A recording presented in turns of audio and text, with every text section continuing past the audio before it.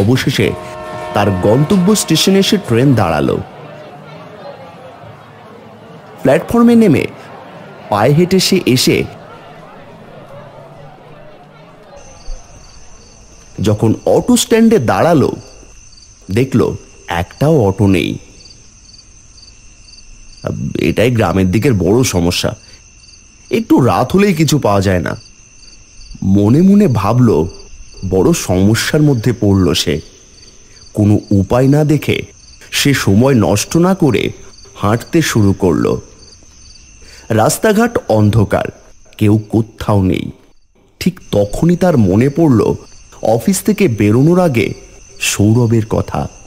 সে বলেছিল আজ ভূত চতুর্দশী। কথা মনে পড়তেই তার মধ্যে ভয়ের সঞ্চার হলো, কারণ ছোটবেলা থেকে মায়ের কাছ থেকে ভূত চতুর্দশীর অনেক গল্প শুনেছে। তার মনে হলো মা বলেছিল মহালয়ার দিন পিতৃপক্ষ শেষ হয়ে শুরু হয় দেবী পক্ষের।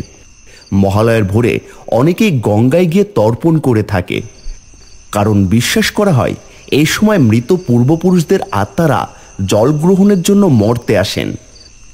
তারপর থেকে কালী পুজোর আগের দিন পর্যন্ত তারা মর্তেই থাকেন। কালী পুজোর আগের দিনই তারা ফিরে যান। এই দিনটাকেই বলা হয় ভূত চতুর্দশী।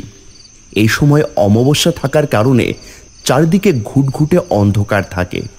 এই অন্ধকারে পিতৃপুরুষদের ফিরে যেতে যাতে অসুবিধা না হয়, এই অন্ধকার পথ আলোকিত করার জন্য ঘরে ঘরে জ্বালানো হয় 14টি প্রদীপ, আর 14টি শাক খাওয়ার মাধ্যমে 14 পুরুষকে শ্রদ্ধা জানানো হয়।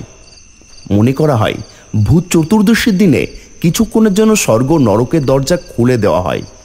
এই সময় ভূত পেতনি দৈত্যরাজরা মর্তে নেমে আসেন, তাই এই দিনে অশুভ শক্তির প্রকোপ বৃদ্ধি পায়।